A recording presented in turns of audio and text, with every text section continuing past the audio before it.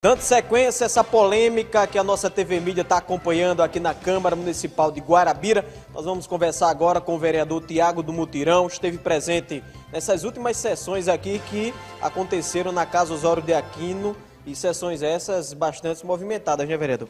É verdade, Pedro Júnior, o companheiro Juca e outros companheiros também do TV Mídia. Importante sessão, a gente tem se pautado em dizer que é importante o parlamentar se portar no sentido de respeitar seus eleitores e de respeitar também a população guarabirense. Haja vista que nós sabemos que as sessões elas são regimentadas, nós temos um regimento interno, e foi isso que a gente havia discutido nas últimas sessões, falando justamente da posição de alguns companheiros. E precisamente na última sessão, na terça-feira passada, um companheiro saía da casa para fazer política partidária, justamente criou essa celeuma toda, e a gente observou, sendo entrevistado, por sinal no TV Mídia, né, eu acompanhei e vi nas redes dele também, fazendo alguns questionamentos, dizendo algumas coisas. A gente também tem que se expressar para mostrar à população do nosso compromisso, do compromisso da casa. A gente faz parte da mesa diretora da casa e tentar fazer com que a casa ela ande normalmente nesse período eleitoral, que é importante para a população. Nós temos um compromisso semanalmente aqui na casa, ou seja, 2 vezes a semana, que nós trabalhamos de forma nas sessões, e o parlamentar tem que respeitar esse horário regimental, que é importante para a cidade. O senhor teve acesso a esse regimento aqui da casa? Sim, antes mesmo de falar, a gente já tinha conhecimento, dizer que as sessões, lá no artigo 96, página 65, diz que as sessões, excetuando-se as solenes, elas têm duração de 4 horas. Ou seja, se a gente inicia aqui uma sessão às 16 horas, que normalmente inicia 16, 16h30, então nós temos no mínimo aí até às 20 horas, que no caso é 8 horas. Então são 4 horas de duração.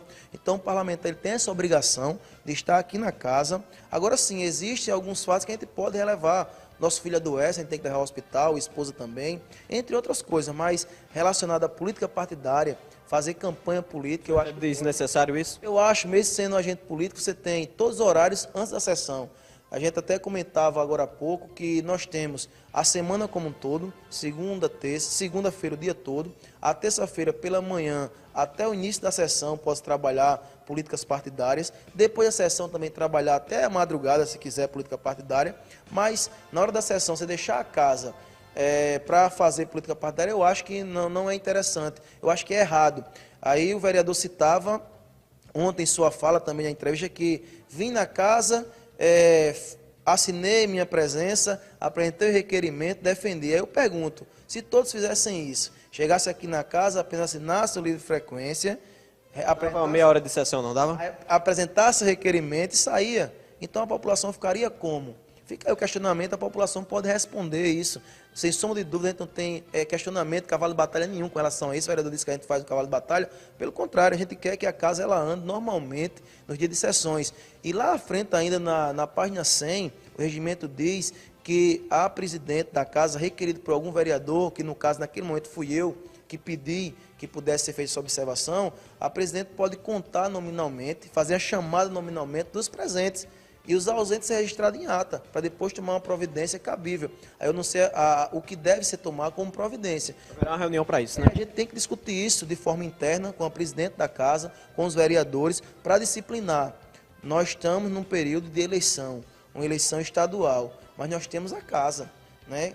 Além da política, eu creio que está o interesse da população guarabirense, que é discutir os seus problemas. E nós estamos na casa pagos realmente para poder fazer isso, discutir os problemas guarabirenses e deixar a política partidária, o pedir o voto, fazer campanha para depois as obrigações parlamentares. Porque o vereador chegou a dizer também, durante a entrevista, que iria tornar público o relatório de presença aqui da Câmara Municipal com relação aos senhores vereadores. Chegou a fazer isso?